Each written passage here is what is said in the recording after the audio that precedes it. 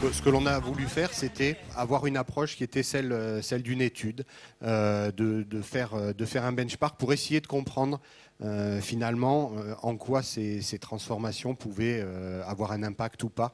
Essayer d'imaginer ce que pourrait être demain ce paysage du dialogue social à l'aune de la transition numérique.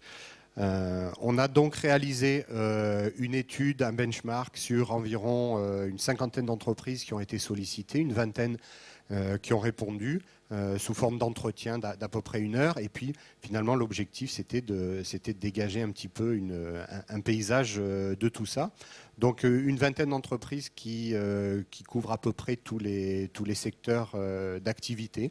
Nous avons au départ voulu comprendre ce que le terme relations sociales 2.0 pouvait évoquer pour les participants. Et là, on a vu que très clairement, il y avait 3 visions qui émergeaient.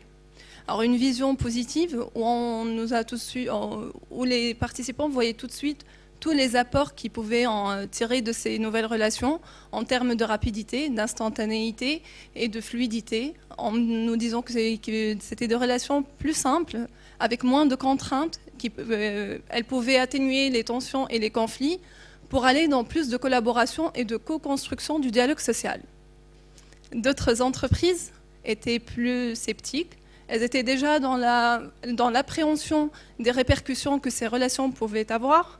Donc on nous a parlé plutôt d'espace où le dialogue social serait transposé en continu, avec tous les risques que ça pouvait représenter.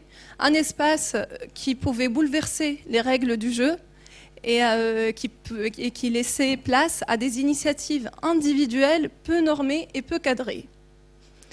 Une troisième catégorie a une vision plus contestante de cette évolution digitale.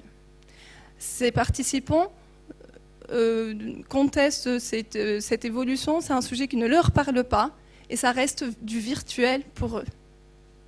Donc ces 3 visions divergentes laissent déjà imaginer le paysage des entreprises dans le cadre des relations sociales 2.0.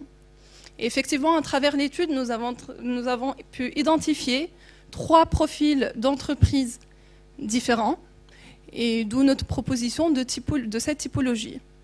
Alors, en premier lieu, des entreprises qui sont en action.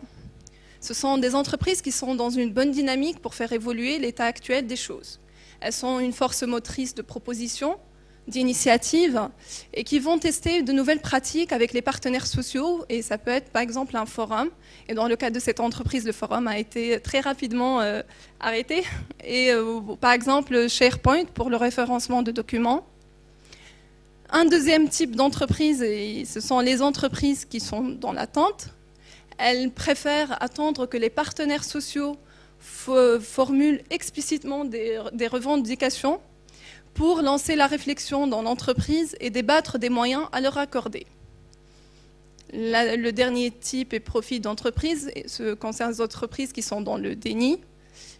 Et donc ça rappelle la vision contestante. Et ce sont les entreprises pour qui ce n'est pas un sujet d'actualité. Elles se sentent très loin de ces sujets-là. Et ceci peut s'expliquer, alors certains l'expliquent par 2 points.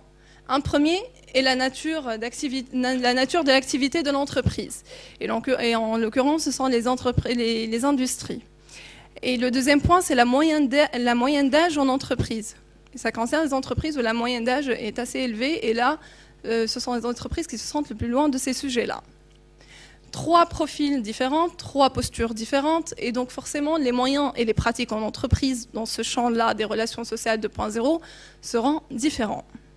Dans ce schéma, nous avons synthétisé l'ensemble des pratiques en entreprise pour les 3 types identifiés. Alors, le vote électronique est largement répandu. Il est bien ancré dans les habitudes, mais à unanimité, cette pratique a été fortement contestée par les partenaires sociaux, et ce, pour plusieurs raisons. Ça a été contesté parce que, mais au final, ça a été fait accepter, mais difficilement, parce qu'ils ont la crainte que ça ait